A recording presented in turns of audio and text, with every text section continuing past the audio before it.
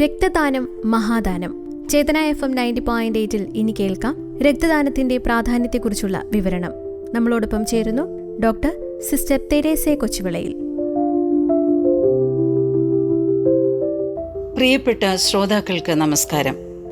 രക്തദാനത്തിന് കൂടുതൽ പ്രാധാന്യം കൊടുക്കുന്ന ഒരു മാസമാണല്ലോ ജൂൺ മാസം. ഇന്ന് നാം ചിന്തിക്കുന്നത് രക്തദാനത്തിൻ്റെ പ്രാധാന്യത്തെക്കുറിച്ചാണ്. വൈജ്ഞാനിക രംഗത്ത് നമ്മൾ ഒരുപാട് മുന്നേറിയെങ്കിലും ലബോറട്ടറികളിൽ കൃത്രിമമായി നിർമ്മിക്കാൻ കഴിയാത്ത ഒന്നാണ് മനുഷ്യരക്തം. ശാസ്ത്രത്തിന് ഇന്നും പകരം വയ്ക്കാനില്ലാത്ത ആ മഹാത്ഭുതം നമ്മുടെ ധമനികളിലൂടെ ഇപ്പോഴും ഒഴുകിക്കൊണ്ടിരിക്കുന്നു. ഒരാളുടെ ജീവൻ നിലനിർത്താൻ മറ്റൊരു മനുഷ്യൻ്റെ ഹൃദയകരുണ അത് പ്രധാനപ്പെട്ട ഒന്നാണ്.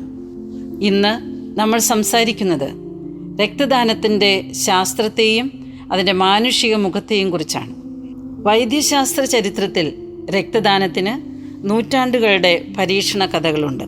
17-ാം നൂറ്റാണ്ടിൽ മൃഗങ്ങളിൽ നിന്ന് മനുഷ്യരിലേക്ക് രക്തം മാറ്റിവെക്കൽ ശ്രമിച്ചെങ്കിലും കടുത്ത പരാജയമായിരുന്നു ഫലം.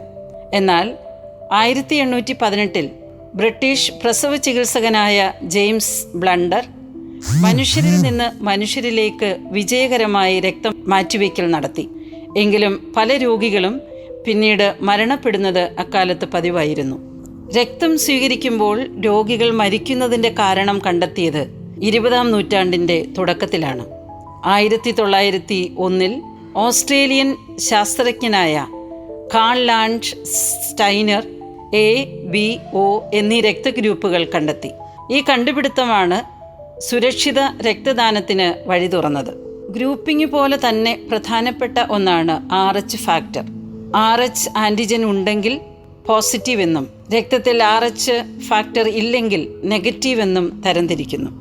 രക്തഗ്രൂപ്പുകളിൽ യൂണിവേഴ്സൽ ഡോണർ എന്ന് പറയുന്നത് O നെഗറ്റീവ് രക്തം ആണ്. O നെഗറ്റീവ് രക്തം ആർക്കും സ്വീകരിക്കാം.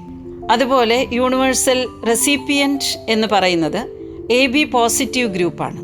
ഈ ഗ്രൂപ്പുകാർക്ക് ഏത് രക്തവും സ്വീകരിക്കുവാനായിട്ട് സാധിക്കും.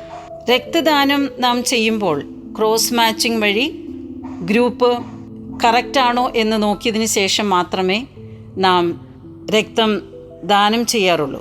രക്തഗ്രൂപ്പുകൾ ഒന്നു തന്നെ ആയാലും ദാതാവിൻ്റെയും സ്വീകർത്താവിൻ്റെയും രക്തഘടകങ്ങൾ പരസ്പരം പൊരുത്തപ്പെടുന്നുണ്ടെന്ന് ഉറപ്പാക്കാൻ ലബോറട്ടറിയിൽ നടത്തുന്ന അന്തിമ പരിശോധനയാണ് ക്രോസ് മാച്ചിങ് എന്ന് പറയുന്നത്.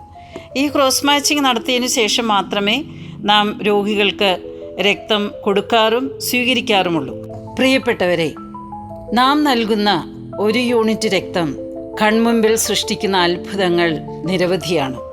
ഉദാഹരണത്തിന്, പ്രസവ സമയത്ത് കടുത്ത രക്തസ്രാവം ഉണ്ടാകുന്ന അമ്മമാരുടെ ജീവൻ നിലനിർത്തുന്നത് ഈ രക്തദാനമാണ്. അതുപോലെ വലിയ റോഡ് അപകടങ്ങളിൽപ്പെട്ട് മിനിറ്റുകൾക്കുള്ളിൽ ബോധരഹിതരാകുന്ന രോഗികൾക്ക് അടിയന്തര ശസ്ത്രക്രിയ നടത്താൻ O പോസിറ്റീവ് അല്ലെങ്കിൽ O നെഗറ്റീവ് രക്തം പെട്ടെന്ന് ലഭിക്കേണ്ടി വരുന്നു. അവിടെ ഒരു ജീവൻ്റെ തിരിച്ചുവരവ് പൂർണ്ണമായും രക്തബാങ്കിലെ കരുതിവെപ്പിനെ ആശ്രയിച്ചാണ്. ലുക്കീമിയ ബാധിച്ച കുട്ടികൾക്കും ജന്മന ശരീരത്തിൽ രക്തം ഉൽപ്പാദിപ്പിക്കാൻ കഴിയാത്ത തലസീമിയ രോഗികൾക്കും കൃത്യമായ ഇടവേളകളിൽ രക്തം മാറ്റിവെക്കേണ്ടതുണ്ട്. അവർക്ക് നമ്മൾ നൽകുന്ന രക്തം വെറുമൊരു സഹായമല്ല, മറിച്ച് ജീവിക്കാനുള്ള ആയുസ്സ് നീട്ടി നൽകലാണ്.